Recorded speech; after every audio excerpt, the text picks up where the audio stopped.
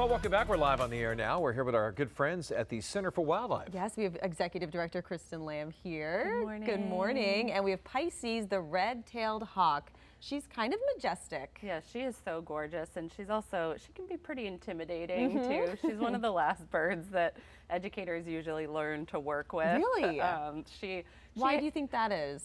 She presents as this like stoic, beautiful beauty lady, but she can be fierce when she wants to be, and she also is just she's large. She's a big girl. Yeah, I'm noticing the talons. Yeah, that's for sure. About 200 per square inches of pressure in those feet and talons, so they're definitely amazing and fierce predators. Yeah, talk about how Pisces ended up at your place. Yeah, so Pisces came to us. She was actually brought to the Raptor Trust in New Jersey, which is an incredible wildlife center. They treat over 6,000 animals every year.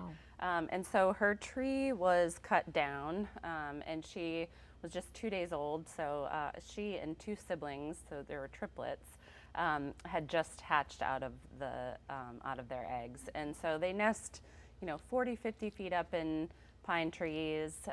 And so when she came down, it's likely maybe that she hit her head and was raised. They did a great job. They don't interact with the animals to make them pets or anything.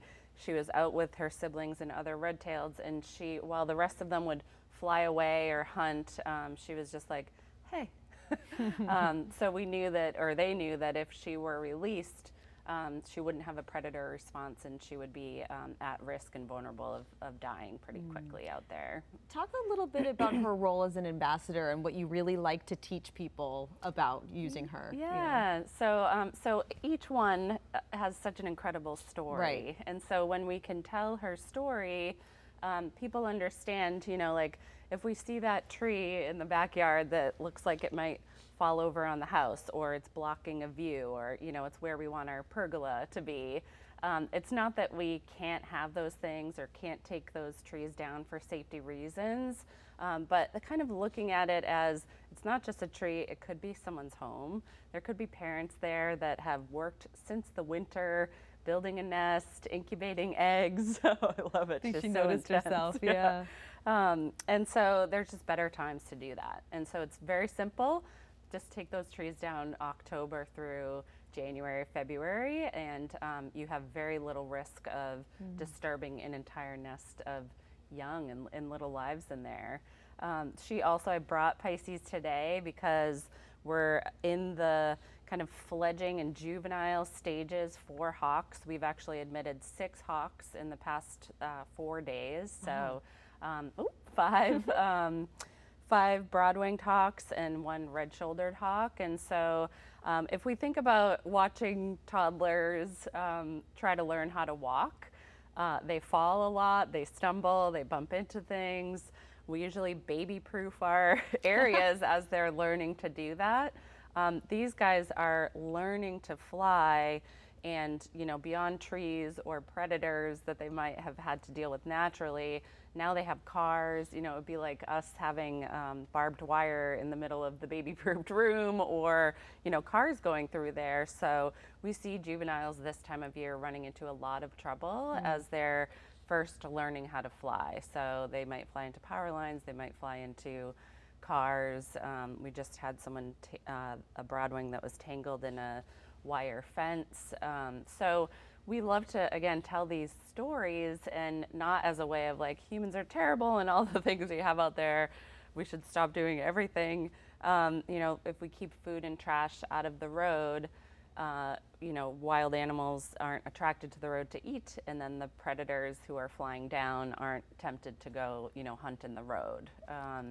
If we think about where we put up fencing or where we propose housing developments in our towns, we have a better way of coexisting with beauties like her. Giving you the stare down, huh? And she was actually just curiously looking Exploring. around. I love it. Really What makes hawks so unique, so special, you think? I think they are majestic. They dot our skies. If we look up and spot, these giant birds flying in the air. These guys, I saw 2 on the way up here. And they have that like beautiful rose gold, you know, chest, and when the sun beams on them, they're just, you know, they're just, I think, special to catch.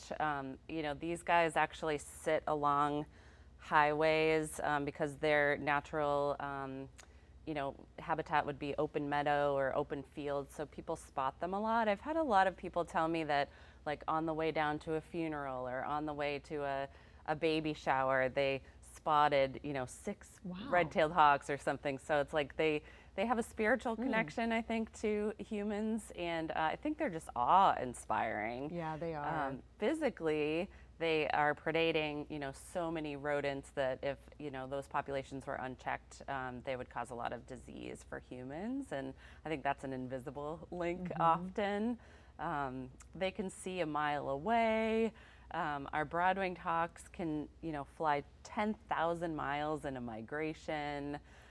So they're just, I think, so, I can go on and on about a million reasons why they're so special, but I think they're just striking to us and majestic. A mile, they can see a mile. Yes. Yeah, that's outrageous. I know, and it's not just like for us driving on the highway of like, I think there's a exit sign up there.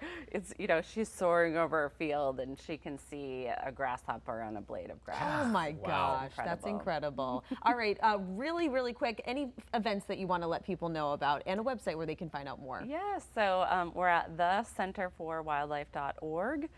We have our Beaks and Brews festival next Saturday from 12 to 4. A lot of local breweries, hi-fi burritos. We have local makers that are going to be there as well this year, and of course our ambassadors. So it's a beautiful summer event. It's so fun. We have driver's tickets and participant tickets. So that's really fun. We also have our open house coming up on Saturday, September 6th, which is just a huge celebration. We have all of our partners in wildlife and environment and conservation joining us for that as well. Yeah. Thanks for coming in. Thanks for bringing Pisces in, too. Yeah, great to see you both.